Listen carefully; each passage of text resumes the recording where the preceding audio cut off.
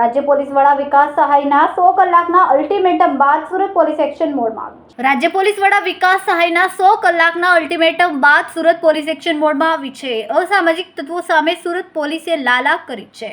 રાજ્ય પોલીસ વડાની અસામાજિક તત્વોની યાદીની સૂચના બાદ સુરત પોલીસે અસામાજિક તત્વોનું લિસ્ટ તૈયાર કર્યું।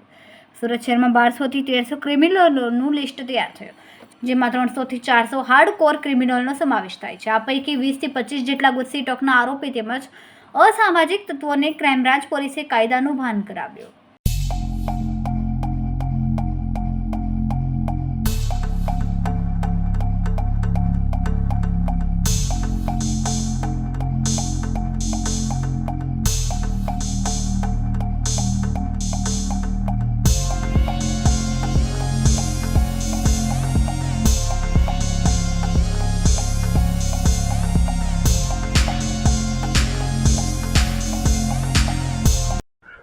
ડીજી સાહેબ દરમિયાન 100 કલાકની અંદર ગુજરાત પોલીસને એક ટાર્ગેટ આપવામાં આવ્યો હતો કે અસામાજિક તત્વો કે જે body offence, property offence, organize ક્રાઇમમાં અલગ અલગ ગુનાઓમાં સંડોવાયેલા આવા માણસોને આઈડેન્ટિફાઈ કરી એમના વિરુદ્ધ એક્શન લેવા માટે સુરત ક્રાઇમ બ્રાન્ચ દ્વારા એક લિસ્ટ તૈયાર કરવામાં આવ્યું છે, જેમાં 1200 થી 1300 માણસો જેટલા અસામાજિક તત્વો, જેમાં 300 થી 400 હાર્ડકોર ક્રિમિનલ અને બીજા બોડી ઓફેન્સના અને પ્રોપર્ટી ઓફેન્સના અન્ય આરોપીઓને આઈડેન્ટિફાઈ કરવામાં આવ્યા છે।